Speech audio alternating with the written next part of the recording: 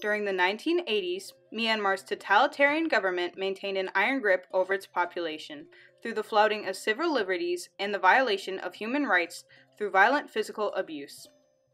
Aung San Suu Kyi, a political activist, rose to prominence. Inspired by the philosophies of Mahatma Gandhi, she led peaceful protests, spoke to crowds, and advocated for a democratic government.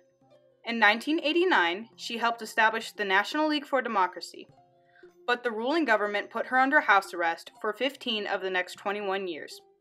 Suu Kyi is incredibly important because she broke the barrier of political tyranny in her country.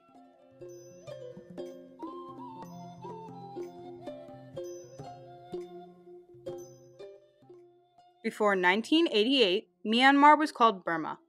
The government underwent many changes over the centuries, including the three Anglo-Burmese Wars, which lasted from 1824 to 1885, and which the British won.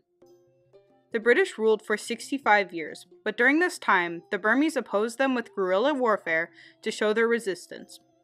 In 1890, the British put a stop to this by destroying entire villages. The rule was not opposed again until 1920. Students at Rangoon University began to protest, and soon others followed and more revolts led by Buddhist monks transpired.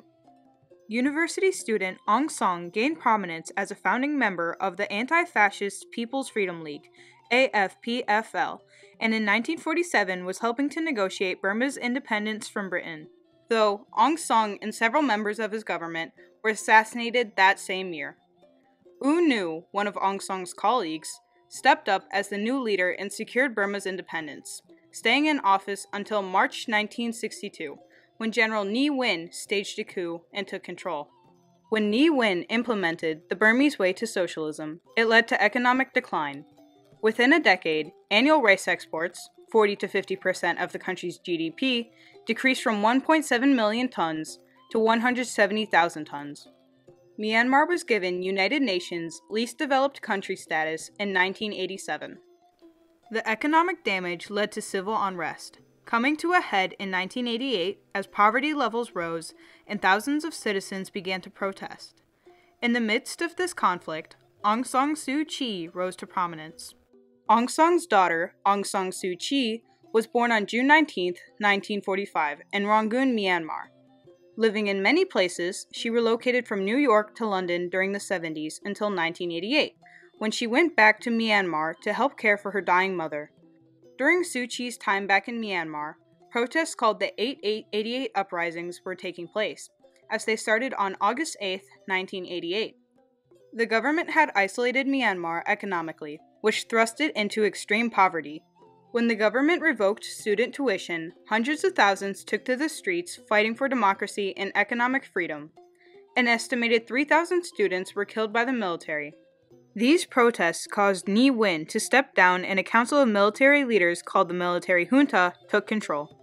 Suu Kyi watched the protests from her mother's bedside and decided that she needed to speak out. She tackled issues of democracy and human rights, encouraging people not to retaliate with violence against the police, instead choosing to protest peacefully. Suu Kyi stated, "The entire nation's desires and aspirations are very clear. There can be no doubt that everybody wants a multi-party democratic system of government. It is the duty of the present government to bring about such a system as soon as possible."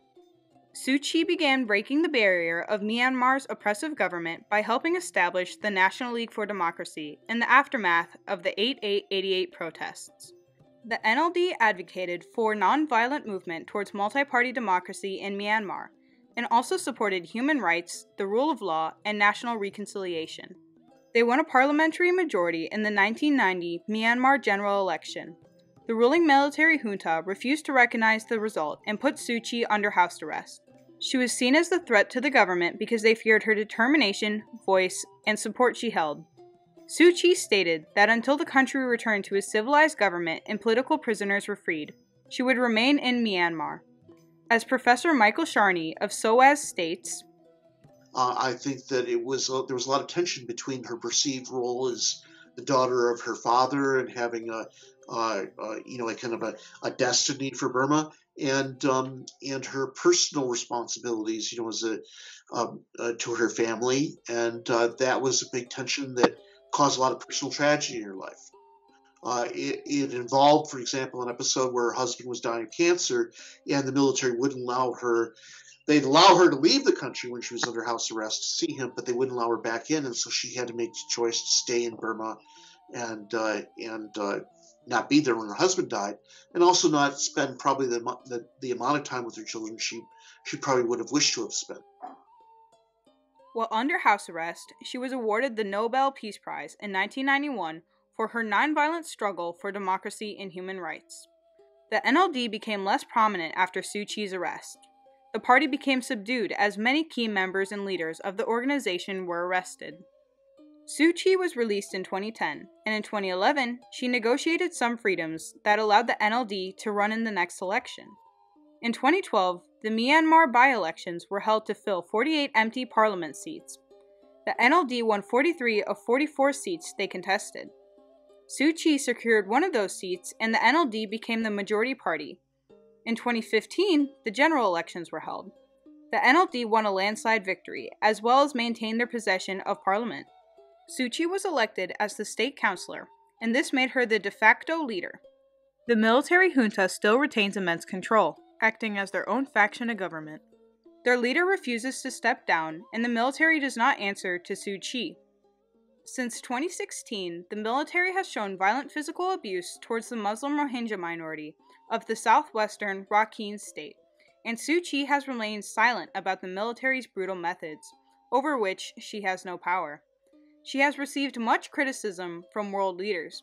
However, Suu Kyi testified in court acknowledging her military's actions, stating, "If war crimes have been committed by members of Myanmar's defense services, they will be prosecuted through our military justice system in accordance with Myanmar's constitution."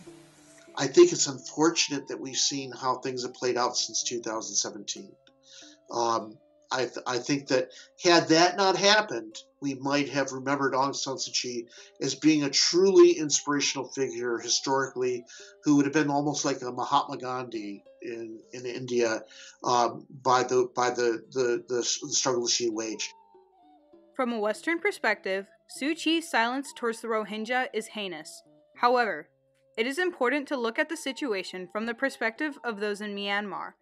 During Suu Kyi's leadership, many positive changes have taken place.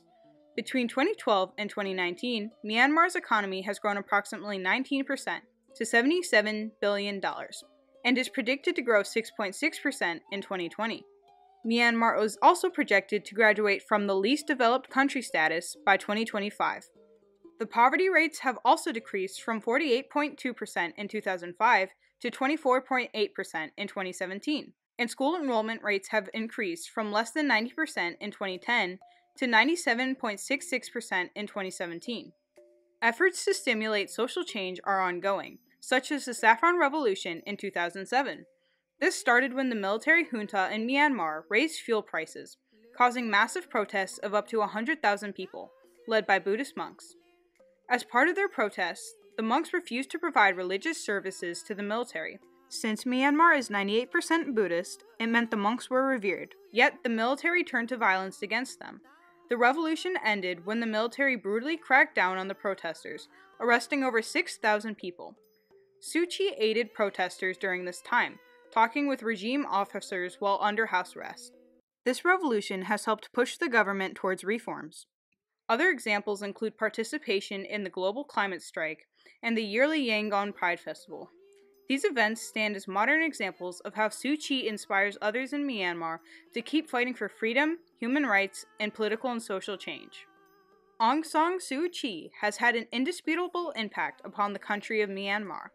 After decades of an oppressive military regime, Suu Kyi stood up for the people's rights and broke barriers by speaking out and orchestrating the removal of political oppression within her country.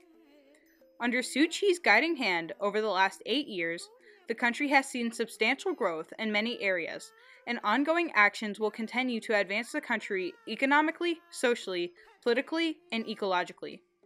Aung San Suu Kyi's establishment of a democratic government for the people of Myanmar has made her an inspiration to the world and an unforgettable figure in history.